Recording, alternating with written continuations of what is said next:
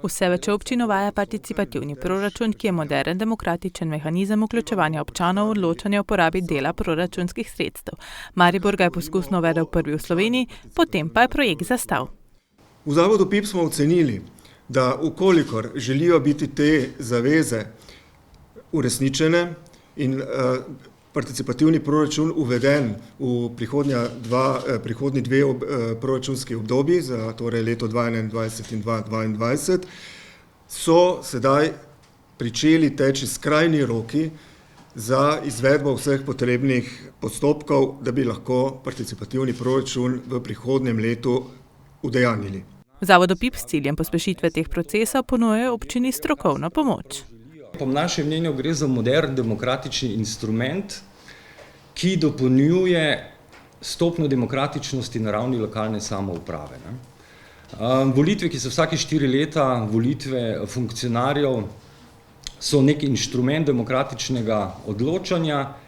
Participativni proračun, kot ga mi vidimo v tej obliki, kot je zapisan v dokumentu in ga predlagamo v dokončanje, pa je pravzaprav nek modern demokratični element, ki tudi v tem času poskrbi za to, da so občani in občanke vključeni v soodločanje.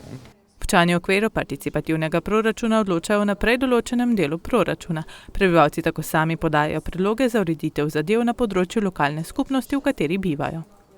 V prvi fazi je seveda potrebno občane obvestiti, da participativni proračun njihove občine sploh poteka in jih hkrati tudi povabiti, da sami začnejo oddajati svoje predloge projektov.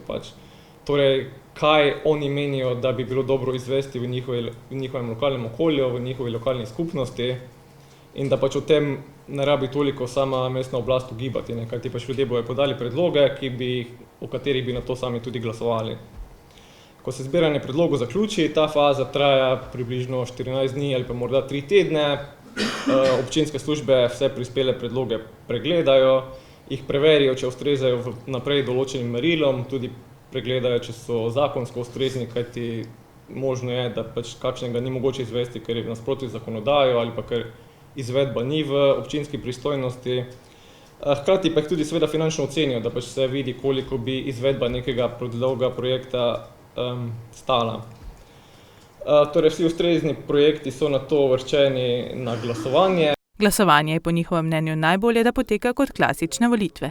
Po volitvah pa ustvari se torej prioritetna lista teh predlogov. Na prvem mestu je seveda ta, ki je prejel največ glasov in potem grejo navzdolj po številu glasov in v skladu s finančnim načrtom, ki je bil prej sprejet, dokler se vsa sredstva, ki so bila namenjena za izvedbo teh projektov, ne porabijo. Poudarili so tudi, da nekatere občine drugod po Sloveniji participativnega proračuna ne izvajajo pravilno.